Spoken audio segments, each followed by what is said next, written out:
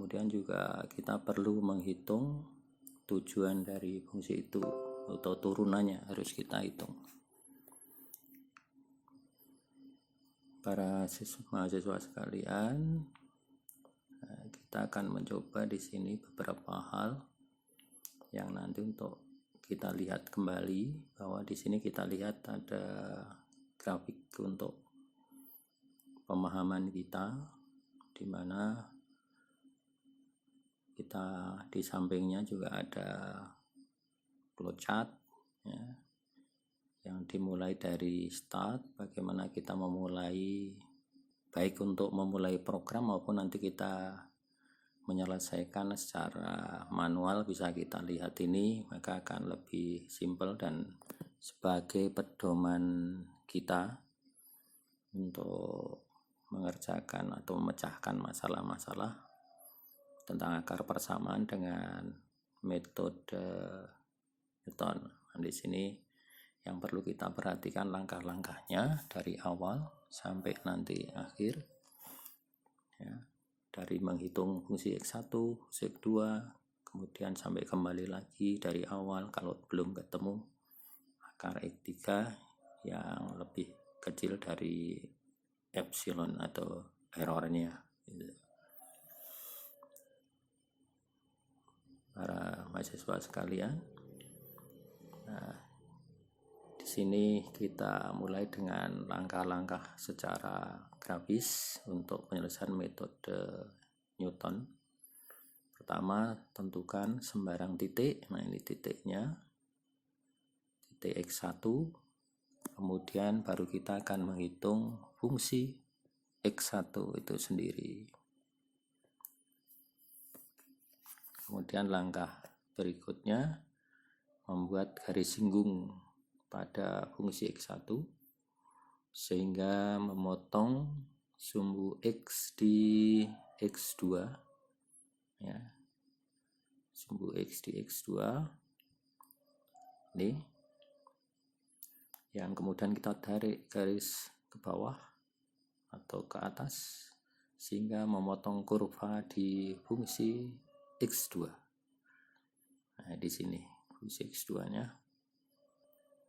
Baru kemudian kita lanjutkan langkah berikutnya, yaitu membuat garis singgung pada X2. X singgung pada X2 sehingga memotong sumbu X ya, memotong sumbu X di X3. Setelah itu dari X3 ini kita tarik garis lagi ke atas sehingga memotong kurva di fungsi X3. Jadi kalau tadi fungsi X2, di bawahnya nanti fungsi X3 ya. Kemudian ini nanti sampai ketemu fungsi X3 itu dan diulang kembali, demikian seterusnya.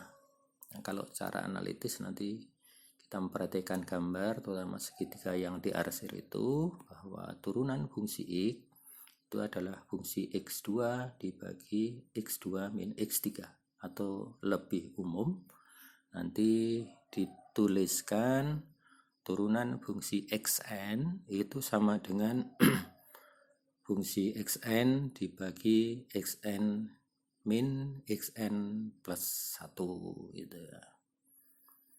Atau dapat dituliskan lagi yaitu bahwa Xn plus 1 atau sama dengan Xn dikurangi fungsi Xn dibagi turunan fungsi Xn. Nah, ini adalah kita pedomani nanti sebagai untuk ngisi di praktek ya. Sekarang nih satu contoh, hitung satu akar dari persamaan pangkat 3 X3 X pangkat 3 plus X pangkat 2 dikurangi 3X min 3. Pertama ambil nilai sembarang X1 ya, dari ini baru kita masukkan fungsi X1 nya. Jadi kita lihat bahwa hasilnya sama dengan min 4. Kemudian kita turunkan fungsi X1 itu ya, kemudian hasilnya dapat kita lihat di sini adalah 2. Setelah itu baru kita menghitung X2 nya, di mana X2 itu sama dengan X1 dikurangi fungsi X dibagi turunan fungsi X. Kemudian X2 itu sama dengan 1 dikurangi 4 min 4 dibagi 2 sama dengan 3. Nah, kemudian baru kita hitung fungsi X2 nya ya. Kita masukkan di satu rumus, maka hasilnya sama dengan 24. Kemudian baru kita hitung fungsi X2. Nah, fungsi X2 yang tadi kita hitung itu adalah 24, ini masih lebih besar daripada epsilonnya, maka proses berulang, yaitu mulai dari X1 yang baru, di mana X1 yang baru ini sama dengan X2 yang nilainya adalah 3. Ya, 3. Langkah selanjutnya kembali ke langkah 2 dan seterusnya sampai diperoleh kondisi fungsi xt lebih kecil atau sama lebih kecil dari epsilon itu. Nah, ini tabel setelah kita ketemu, kita tabelkan di sini. Di sini hanya sampai iterasi kelima, sebenarnya sudah sampai ketemu di fungsi xt2 nya itu ada 0,001, sudah mendekati pada epsilonnya, dimana X2 nya di sini akarnya adalah 1,73207. Kemudian kalau mau sampai 0 ya langkahnya dilanjutkan. Yang kedua sekarang yang perlu kita bicarakan yaitu second metode second. Ada beberapa sifat, yaitu merupakan kombinasi antara Newton method dengan regulasi method. Di sini juga tidak perlu mencari turunan fungsi, bedanya dengan Newton itu. Ini sangat menguntungkan karena tidak semua fungsi mudah ditentukan turunannya. Ini secara grafis gambar dari second method. Nah, ini kita mulai menentukan nilai X0 dan X1 sembarang, kemudian tarik garis vertikal dari titik X0 dan X1 sehingga diperoleh nilai fungsi X0 dan fungsi X1. Kemudian langkah berikutnya, hubungkan titik fungsi X0 dengan fungsi X1 sehingga memotong sumbu X di X2. Dari X2 ditarik garis vertikal sehingga diperoleh nilai fungsi X2. Yang ketiga adalah hubungkan titik fungsi X1 dan fungsi X2 sehingga memotong sumbu X di X3. Dari X3 ditarik garis vertikal sehingga diperoleh nilai X3. Nilai X3. Nah, kemudian selanjutnya nanti proses akan berulang, maka sampai diperoleh nilai X yang merupakan nilai akar dari persamaan yang kita cari itu.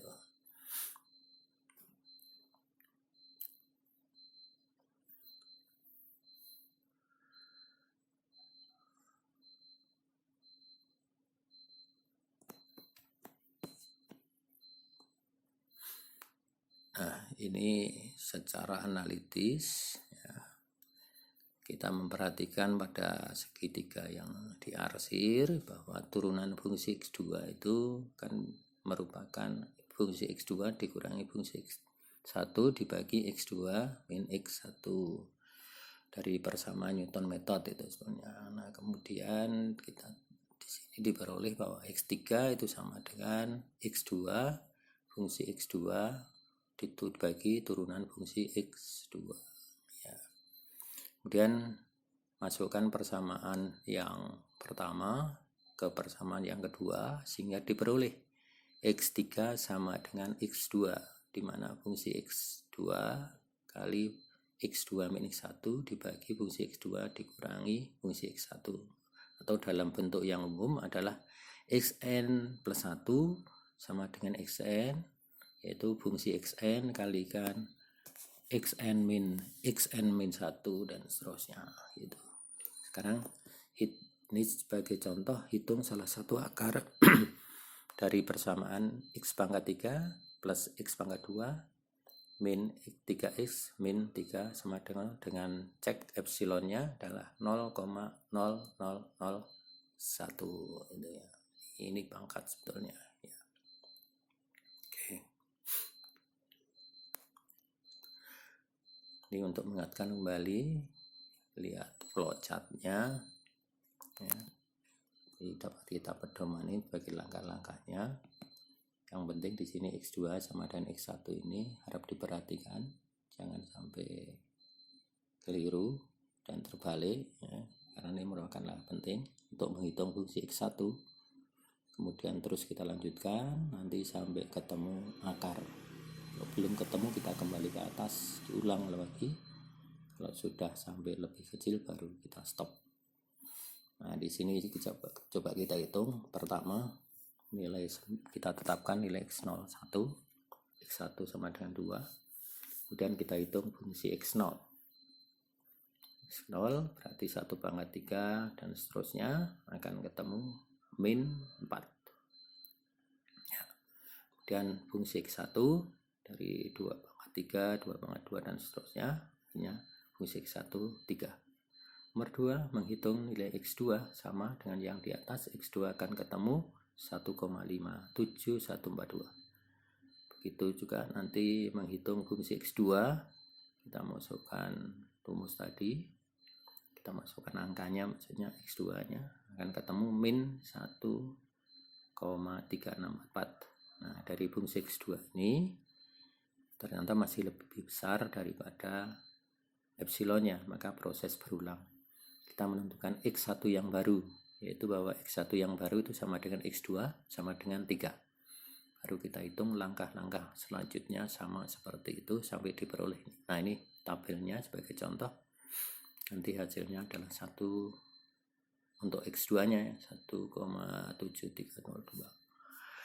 Sekarang yang ketiga, direct method atau sering disebut dengan metode iterasi. Nah, dalam metode iterasi ini digunakan suatu persamaan untuk memperkirakan nilai akar suatu persamaan yang dicari. Persamaan ini dikembangkan dari fungsi X sama dengan 0, sehingga parameter X berada di sisi kiri persamaan, yaitu dapat ditulis X sama dengan G fungsi X ya.